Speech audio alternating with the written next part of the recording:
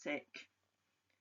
Now, there are two ways of thinking about teaching as moral in the literature, and to some extent they reflect people's politics, because as I said, this is all wrapped up in people's beliefs and values. So some people who I would say have a more conservative take on this, and I'm saying conservative with a small c, I'm not attributing them to any particular political party in saying this. Some people focus on the idea of the teacher as a moral person, as an individual, promoting values and assumptions in other individuals.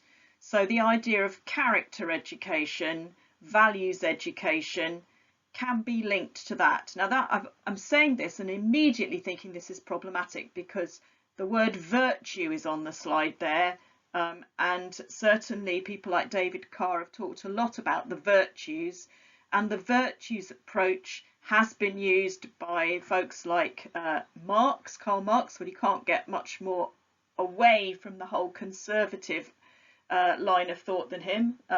We could have a big debate about that. Were we together in person? We're not. So I'll just leave that, and then if you want to follow that up, then we can do. Where do we place the virtues in this?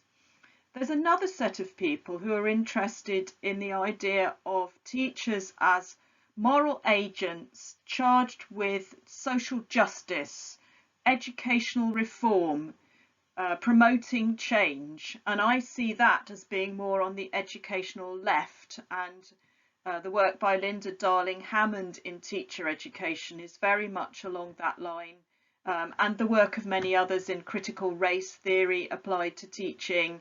That's a very, very different, more collective way of thinking about teaching as a moral activity and as a craft than this more individualistic notion. And this is why we actually need philosophy. So well done to you people for choosing this elective, because you've made a really important and enlightened decision. Education, not just teachers and teaching, but education itself is all about these values and beliefs that we have. Education is contested, there are debates about all of this stuff, and we need to be thinking about it. Philosophy helps us, if you like, to have some sort of a conceptual map.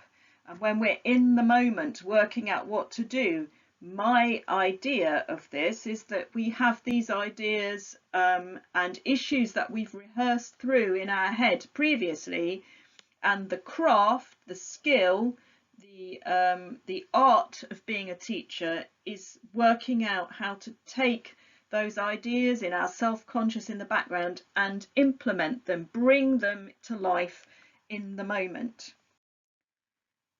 This is why I don't think codes can be the complete answer, whether they're the professional ones. Professional codes are helpful. Having that normative point of departure kind of stated transparently so everybody understands, I think certainly in democratic contexts that I'm familiar with, that's a very helpful state of affairs, because then we all know where we stand. But these are not sufficient. They don't tell us what to do. That's the problem with the idea of rules for teachers. Teaching isn't as straightforward as that. So we can't just have some higher authority telling us what to do. We have to be able to interpret it in the situation. And for that, we need education. Education helps us to make sense of codes, to do that act of improvisation and interpretation in practice and in the moment under pressure that I've been talking about. There's a nice phrase which one of my teachers taught me, talking about having things like standards and codes as a good servant, not as a poor master. So they are good if they are there to help us. They are not good if they tell us what to do. And I thought I would share with you my big reveal, what Sharon Todd goes on to say in her article when she talks about the importance of normative statements being made clear. She actually goes on to say something quite interesting, I think. Well, all of it's very interesting, and the bit I told you before was interesting, but this is another interesting bit. She goes on to say, what about if we think of teaching as a context, a lived reality, out of which ethics emerge? So a lot of the talk in the recorded tutorials, if you've been listening to them with this as the third one, a lot of the talk has been about how do we apply ethics to teaching. So there are these codes, there are these abstract ideas, and we take them to practice and they help us make sense of them. But what if we turn that around and say the ethics arise out of the situation? In Todd's words, they are implied, and that they're implied, they're necessarily there in the teaching, and what we have to do, almost like a sort of bottom-up process, is reflect on those, and through that explore what the meaning is for our practice, for us and for others. So I don't know if that's explained it. It takes a little while. It's like one of those puzzles where you see either a duck or a rabbit, and suddenly it sort of changes the way of seeing. It's quite complicated. Again, if you want me to say a bit more about that and try to explore what that means, I'm very happy to do it. But I think that's an interesting idea.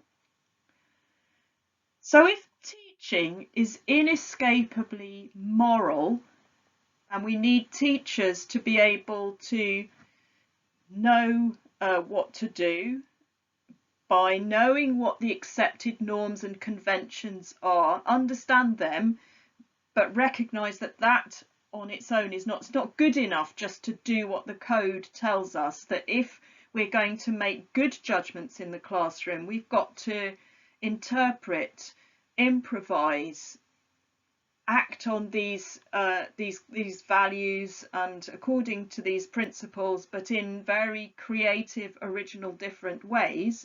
That's challenging, and the problem is that not enough time is spent on teacher education working these things out. As I said, you've made really good choices, in my opinion, by being part of this elective course, but it's an elective. Think of all the other people who are going through their teacher education, not just in your universities, but in universities right around the world and in my own university, without this exposure to these deep thoughts about how we behave ethically as human beings in classrooms as teachers. There's just not enough of it happening. It's very marginalised.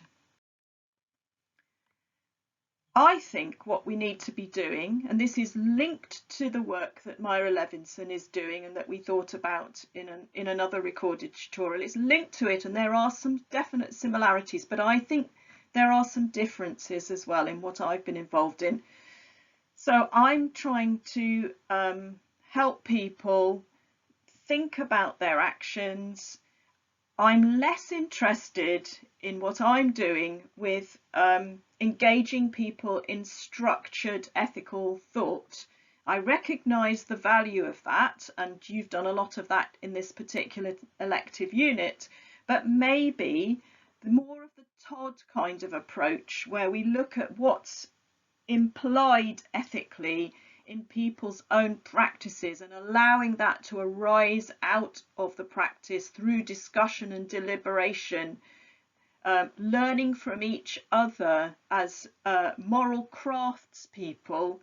Maybe that is a positive way forward, not necessarily instead of the case studies approach, but as well as.